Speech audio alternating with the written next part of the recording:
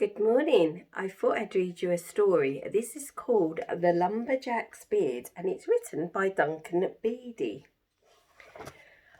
Big Jim Hickory was a lumberjack. He lived by the forest in a little log cabin. But he had burly shoulders and a big bristly beard. Every morning he did limbering up exercises. It's very important to limber up if you're a lumberjack. After a hearty breakfast of pancakes and maple syrup, Jim slung his trusty axe over his burly shoulders and headed into the forest. Chop, chippity chop, went Jim's axe, echoing through the valley as he felled trees after tree after tree. After a long day of swinging, whacking, cleaving and hacking, Jim headed back to his cabin. That evening, he was just about to go to bed. He heard a peck, peckety peck at the door. Jim looked down to see a small and very angry bird. "I had just built a new nest in my tree," shrieked the bird, "and you chopped it down." Jim scratched his chin. Then he had an idea. "I suppose you could come move into my beard," he said. "Very well," said the bird, and in it flew. The next morning, Jim woke up earlier than usual due to the birds chirping at the crack of dawn. He did his limbering up exercises, got dressed, ate his breakfast with a little help from his new tenant in his beard. Jim's next job was to strip all the branches and leaves from the tree trunks and burn them in a big bonfire. After a long day of chopping, snapping, burning and crackling, Jim trudged back to his cabin for a well-earned rest.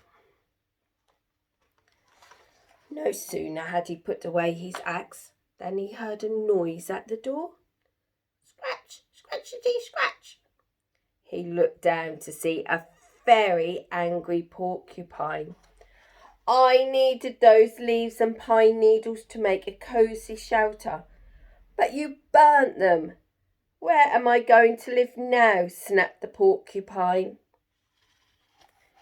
Jim thought and scratched his chin. "Well," he said, "I suppose you could move into my beard."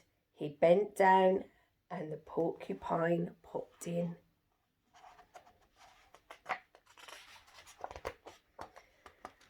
The next morning, Jim woke up even earlier and attempted to do his limbering up exercise. He looked in the mirror and scratched his chin. Oh! He got porcupine quills in his fingers. He tried to eat his breakfast, but he lost his appetite when he noticed bird poop on his shirt. Jim's job that day was to float all the tree trunks down the river to the lumber yard. One by one, he rolled the logs into the fast-flowing water. After a hard day of lugging, splashing, rolling and crashing, Jim staggered back to his cabin. Thumpity, thumpity, thump went his door. He looked down to see a very angry beaver on his doorstep. "I spent all day building my dam and it got smashed to bits by those logs you threw in the river," it snarled. Without a word, Jim picked up the beaver and put it in his beard. Between the birds chirping, the porcupines prickling and the beavers thumping, Jim didn't get much sleep that night.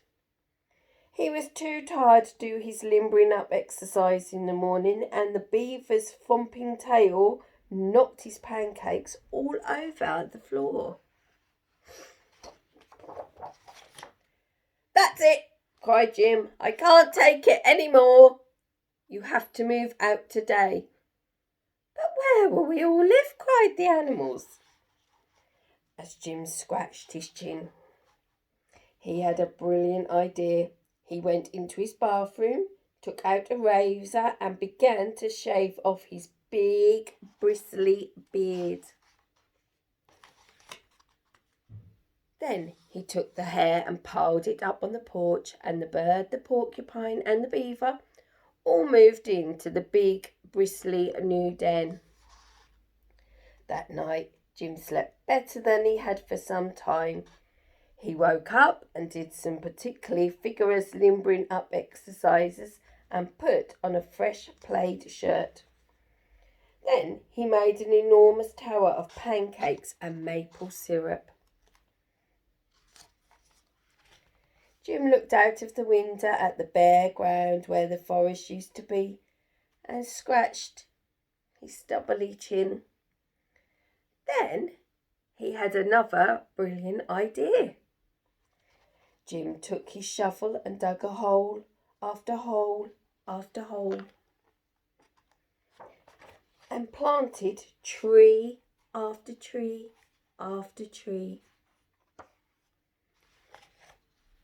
Jim's beard grew back over time. The trees grew quite big and longer, but it was worth the wait.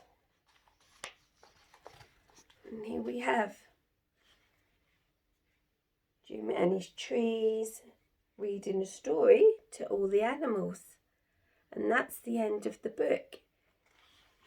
Now I hope you're all staying safe, and I can't wait to see you all again soon when we do our pond dipping and our bug hunting and all our lovely things. Keep checking out the website and the pages. I've got lots of resources and ideas on there for you all to do.